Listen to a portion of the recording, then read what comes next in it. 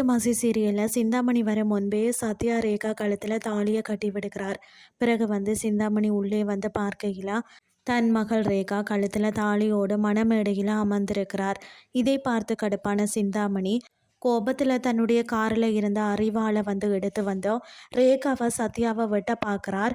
அப்போது முத்து அவரை தடுத்து நிறுத்தி அவர் கையில் இருந்த அறிவாளை பிடுங்கி கீழே போடுகிறார். இதை பார்த்து அங்கிருந்த எல்லாருமே ஷோக் ஆகிறார்கள். இந்த நிலையில் மறுபுறம் மனோஜ் முதல் முறையாக கனகா வீட்டிற்கு செல்கிறார். அவருடன் பார்த்தீங்கன்னா ஜோதிடரும் உடன் சென்றிருக்கிறார். இதையடுத்து மனோஜிடம் தனியாக பேசும் கனகாவின் அம்மா, உங்களுக்கு கல்யாணத்துக்கு சம்மதமா என கேட்க அதற்கு அவர் சம்மதம் தான் என சொல்கிறார். அதற்கு முன் நீங்கள் எங்களுக்கு ஒரு உதவி செய்ய வேண்டும் என கேட்கிறார்.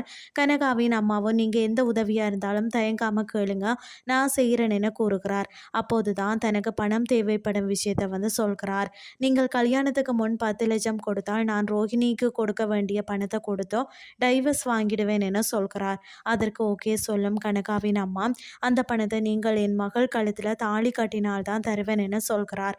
பிறகு மனோஜ், நான் டைவர்ஸ் வாங்குவதற்கு முன் உங்கள் மகள் கழுத்தில் தாலி கட்டினால் பிரச்சனை ஆகிவிடும், அதனால் முன்கூட்டியே பணத்தை கொடுங்க, கண்டிப்பாக உங்கள் பொண்ணை நான் திருமணம் செய்து கொள்கிறேன்னு சொல்கிறார். இதுதான் இன்றைய நாளுக்கான எபிசோட்.